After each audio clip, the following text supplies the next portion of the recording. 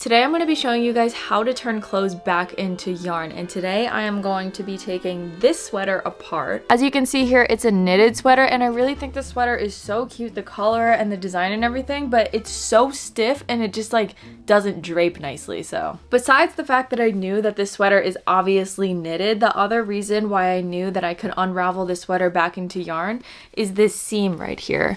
So those seams are going to be on the inside of the sweater. So the first thing we're going to do is turn the sweater inside out, or shirt, or whatever you're using. If you've thrifted a sweater to turn back into yarn, or you just have a piece of clothing that just isn't clean, make sure you wash it before you begin to unravel it back into yarn. So the part I'm going to start unraveling first is underneath the arm, because it's kind of the longest piece of the seam going from here all the way to this end. And when you're looking at the seam, what you want to look for is this chain. So there are going to be a bunch of little small V's that you see, and that is the part that is going to be unraveled. Now I'm going to use a seam ripper to just like unlock the yarn that I'm going to pull on. But one thing I do want to mention is that like you want to make sure that your V's are kind of like facing this way, because that's the part that you're going to start to unravel. And if you do it the other way, it wouldn't be unraveling in the right direction. So what I'm going to do here is I'm going to stick my seam ripper underneath the seam of that first little V right there.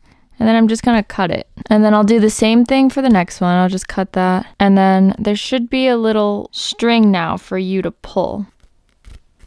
So now I am just pulling that seam that was there and undoing it. And it is just going right down. Oh, it's so satisfying the way, hold on, let me give you guys a better look at this. The way it's just pulling apart.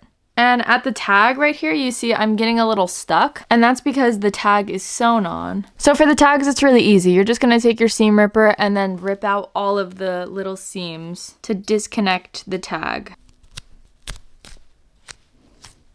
By the way, this sweater that I'm taking apart is 100% cotton, and this is really beneficial for times where maybe you find a pattern that you really like, or you just want to make a piece of clothing or just like a bigger project. And yarn is so expensive nowadays that it's way cheaper just to go to the thrift store and thrift a sweater, or get an old sweater like I am and take it apart, turn it back into yarn. Now that my tag is off, I could continue to keep pulling. It might feel a little bit stuck, like there might be a little pieces of thread still in there, so just make sure they're completely out and don't tug it too hard. Don't try to force it if it's not coming apart. Yeah, see, there's like a tiny little piece of thread in there that I still need to get out. Sometimes it can help to just like gently pull apart this way, and then now it's just coming undone perfectly. So boom. Now we have this long string. You can save it or not. So now, guys, we're looking something like this. It's like very opened right here. And now I'm going to go to this next section, and you see this little thing sticking up, and all of my V's here are facing in the right direction. That is where, this is what I'm going to be unraveling. Just going to use my seam ripper again to get a hold of those stitches. And then again, we're just gonna, woo! It might get like stuck or raveled in somewhere, but look at how satisfying that is, you guys. It is so freaking satisfying the way it just pulls apart. Wow. Oh my god. I love doing this. So now the sleeve is fully disassembled. And then now I have this right here. And also the second sleeve. This is what I'm going to do next. I'm going to do the second side. Make sure our V's are facing in the right direction. And then we're going to see this little, there's going to be like a little thing right here that we can take out. And when you're seam ripping, just make sure you're not cutting any parts that you're not supposed to, because then you'll run into problems where like when you're unraveling the sweater, like when you're actually turning it back into yarn, then it will break off into different pieces. Like it won't be good. Like trust me, I've been there. I made so many mistakes, and it was the most frustrating thing ever. So if this is your first time turning a sweater or whatever back into yarn, do not use fuzzy yarn. Do not use seams that you can't see. Like this is really good yarn because it's 100% cotton and I can see everything that's going on. So like have a practice sweater, like maybe even if it's just like acrylic or something, have something that you can practice with, because trust me, it can get frustrating. Ooh. Oh. That just broke off, so I'm just gonna pull this a little bit to like retrieve the seam. And then boom, we've got it again. Yee! That's a normal thing to happen, like the seam getting stuck at the armpit area. Now we're like this! Oof! So satisfying.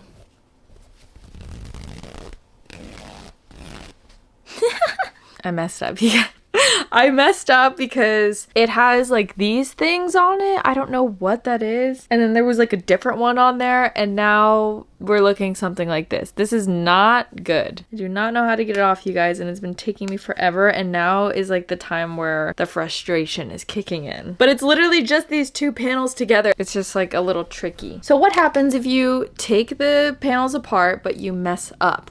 And then it's like something like all messy like this. It's pulling out, but then it rips off. Boom. So you don't get like a straight pull, which is fine if it's just at the beginning. Like if you only mess up at the top and it keeps coming off like that, that's fine. But it's really like you can keep pulling and eventually you'll get a consistent pull. But if you mess up on the sides, like here, which it looked like I did, like right here, I did a little bit too far. And like here, then you also won't get a consistent pull. So it's like pulling consistently very nicely here. So let's see how much yarn I can get out of this without it breaking. Ugh. And I think the yarn will stop here either way because like there's some sort of like thing right here. So yeah, tricky thing happening with this sweater. I picked the wrong sweater, but we're still gonna get a bunch of yarn out of it, so it's fine. With this part, you can use a yarn winder. You can hand wind it as you're unraveling, but today I'm gonna be using an electric Swift. So after I set it up, it's literally gonna spin and unravel for me, so I'm excited for that. So I actually got this back panel straightened out right here, which I'm really excited about because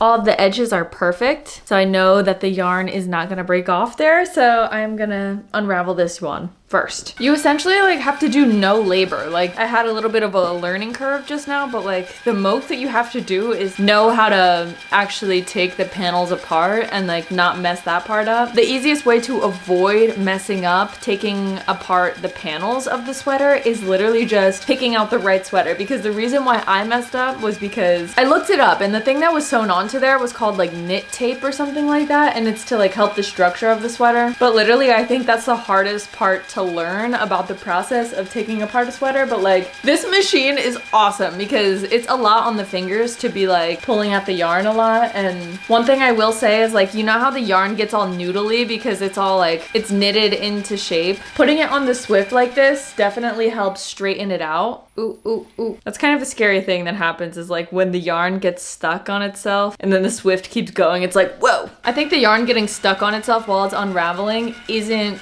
a problem if I had this set up correctly, because if this was attached, ooh, ooh.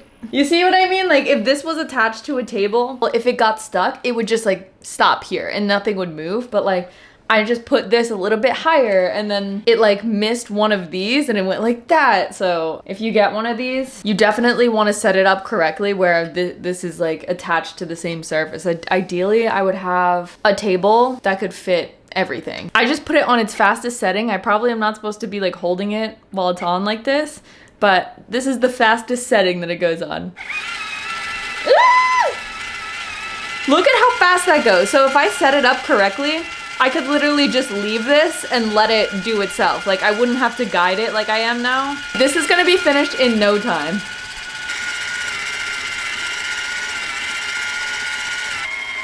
Oh my god, look at all of this yarn that came from just the back panel.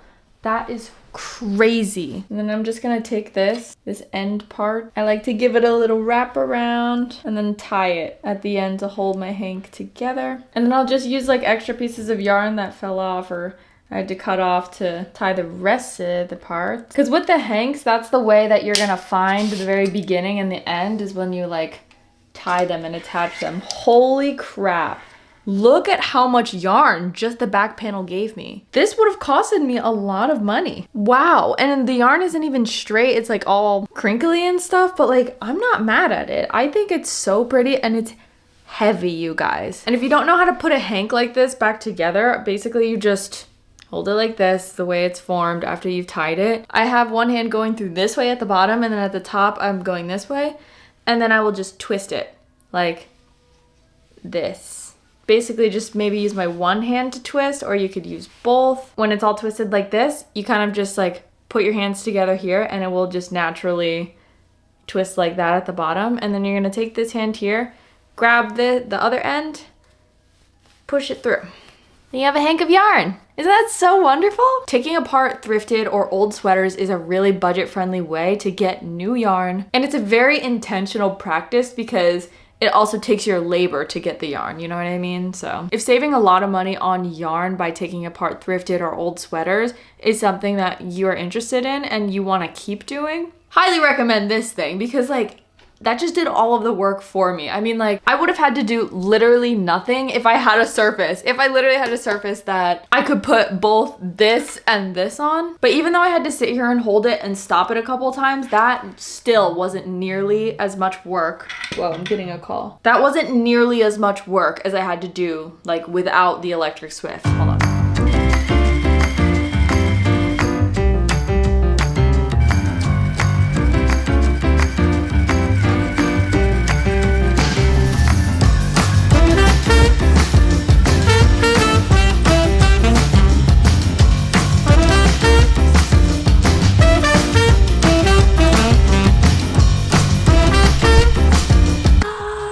God, we did one back panel and 2 sleeves and we have this much yarn. I put these 2 on the scale and it measured out to be 245 grams, which is like, wow. I can't imagine what it's like with this and the rest of the front panel. Like, it's a lot of yarn and it's double stranded. So this is what the yarn looks like. Like, it's the perfect weight. It's not too thick, it's not too thin. Feeling blessed. I think I am gonna hold off on undoing this one because I don't want to feel stressed out. I don't want to feel any stress about that. So it has been so long since I've like picked up yarn and actually felt limitless. Like, I always want to make some sort of like cute top, but then I'm like, I don't have enough of one color to make that. And I just, you know, kind of give up on the idea, or I'll like settle and I'll make something smaller. So you see how it's really noodly like this? You can fix that by steaming the yarn. It relaxes it, but I just feel like I'm lazy and that takes too long. So once I know what to do with it, I think I'll just like crochet with it. But first I have to put this through the yarn winder to turn this into a ball.